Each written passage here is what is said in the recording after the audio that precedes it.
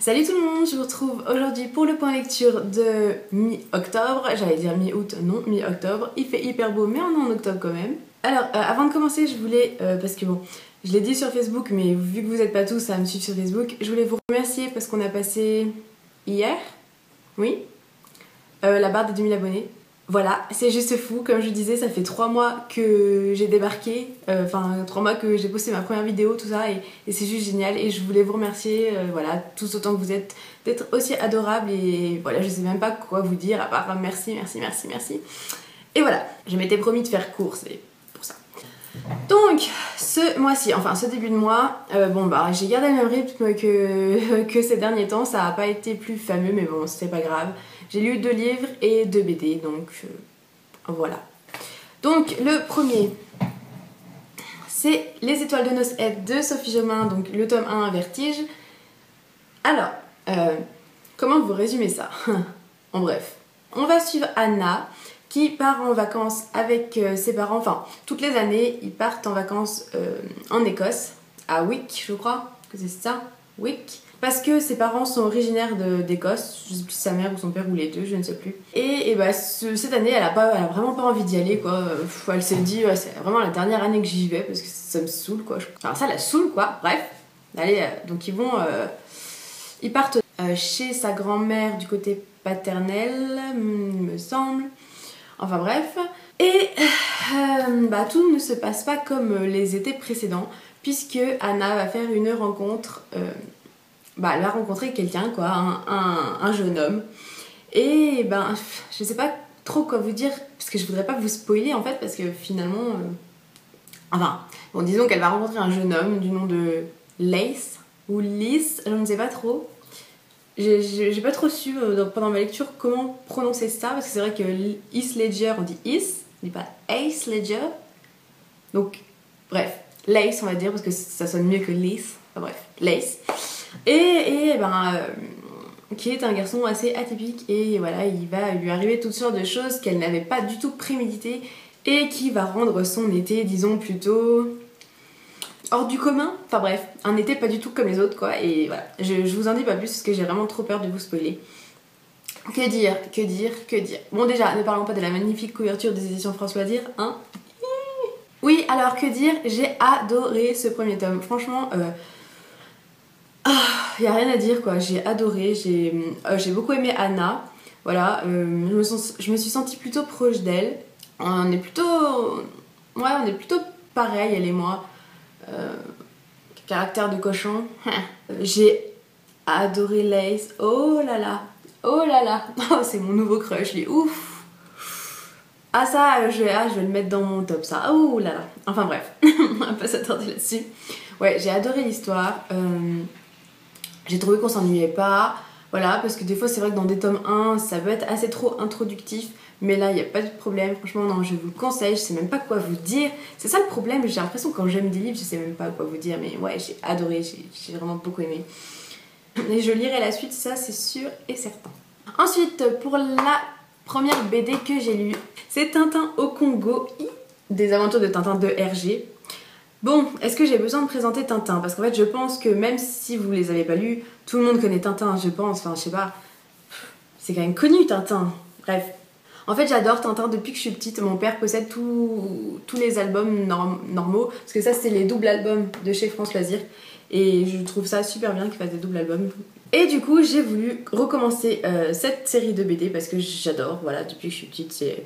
Tintin, qu'est-ce que je peux vous en dire? C'est tiré par les cheveux, oui. Tintin est en même temps le plus malchanceux du monde et le plus chanceux du monde parce que il lui arrive que des bricoles, mais il s'en sort toujours miraculeusement, donc je pense que dans un sens il a le cul bordé de nouilles, pardonnez-moi l'expression, mais voilà. Tintin au Congo, qu'est-ce que ça raconte en bref? C'est le début de l'histoire de Tintin, enfin il y en a un autre juste avant, mais là ça introduit plus l'histoire du reporter.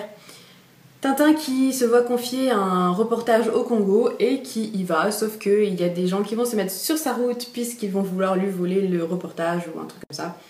Enfin bref, de toute façon, je vois pas trop comment vous résumer les Tintins, puisque en fait c'est juste qu'il va dans un pays puis il lui arrive des choses à Tintin, quoi, c'est des aventures, quoi. C'est toujours la même histoire, sauf que il lui arrive des trucs différents à chaque fois. Bon, ce tome-là, c'est loin d'être mon préféré, voilà, mais bon, vu que je veux je veux quand même les lire dans l'ordre. Et ben, j'ai commencé par celui-là, c'est logique. Et c'est pas mon préféré, mais ça m'a fait plaisir de retrouver ce petit bonhomme et son petit chien Milou, voilà. Ensuite, j'ai lu donc l'épreuve, le tome 1, le labyrinthe, enfin, depuis le temps que je veux le lire, que je le veux et que je veux le lire. Alors, l'épreuve, de quoi ça parle? Si vous ne le savez toujours pas, c'est pareil. Donc, nous allons suivre Thomas qui débarque dans un espèce d'ascenseur. Il se réveille, il ne sait pas ce qui se passe, il est dans le noir complet, il se rappelle de rien, sauf de son prénom. Et il va se retrouver avec plein de jeunes garçons qui sont dans le même état que lui quand ils sont arrivés, qui ne se rappelaient de rien. Il se retrouve dans le bloc qui est un endroit quoi, au centre d'un labyrinthe. Et eh bien, ils vont devoir tout faire pour essayer de sortir de ce labyrinthe. Ce labyrinthe où la nuit il y a des créatures assez effrayantes qui sortent et qui vous tuent. Voilà. Donc voilà, ils vont essayer de tout faire pour essayer de résoudre l'énigme du... Oh merde, j'ai pas enlevé mon... Tu me disais qu'il y a un truc qui se barre. Je n'ai pas enlevé les marque-pages. Qu'est-ce que je disais? Oui, ils vont donc essayer de trouver l'énigme de ce labyrinthe, essayer de sortir et voilà, retrouver une vie normale quoi. Sachant qu'ils ne se rappellent de rien, ils ne savent pas du tout ce qui se passe dehors, si le monde dehors est bien, est pire, et... Enfin bref. Et ben, ça a été une très bonne lecture. Sérieusement, j'ai adoré. Je sais que c'est pas du goût de tout le monde, le fait qu'on ne sache rien, parce qu'en fait, clairement, on est dans la tête de Thomas, donc on ne sait rien non plus, on débarque en même temps que lui dans ce labyrinthe, quoi. Et je sais qu'il y en a que ça frustre beaucoup, mais moi j'adore, parce que justement... T'as envie de savoir, t'as envie de continuer, t'es dans le truc, tu te dis ouais, mais on sait rien, puis t'en apprends à force de tourner les pages, on en apprend. Et justement, c'est un véritable page turner ce truc parce que t'as tout le temps envie de savoir la suite, de te dire comment il va faire, qu'est-ce qu'il va faire, qu'est-ce qu'il va apprendre, qu'est-ce qui se passe, enfin bref. J'ai trouvé ça vraiment génial. Je vais attendre de prendre le tome 2 chez France Loisirs parce que j'aimerais bien quand même continuer dans ces éditions-là. Le problème, c'est que si je la prends chez Pocket Jeunesse, ce sera pas le même dos. Couverture je m'en fous mais le même dos quoi, ça va faire bizarre. Mais bon, l'autre jour je vous ai dit que je m'en foutais mais finalement vu que je sais qu'il va sortir aussi chez France Loisirs, je m'en fous pas tant que ça finalement. Donc je vais attendre janvier, il sort en janvier. Oui, je sais, je suis patiente. Oui, je vais résister. Donc tout ça pour dire que je vous le conseille fortement. Le film est sorti il y a 5 jours. Je ne l'ai pas encore vu mais de toute façon mon homme veut qu'on aille le voir donc il n'y a pas de problème, on ira le voir. Et pas de soucis. Et ensuite la deuxième BD que j'ai lu, c'est encore un Tintin et c'est l'autre côté donc parce que voilà, là il y a Hong Kong et là il y a Tintin en Amérique donc c'est la deuxième que j'ai lue. Donc voilà, je vais pas vous refaire tout le petit speech, voilà tout ce que je pense de Tintin. Tintin en Amérique, je le préfère quand même à Tintin au Congo, mais c'est toujours pas un de mes préférés. Mes préférés ils arrivent là bientôt parce que je les ai là.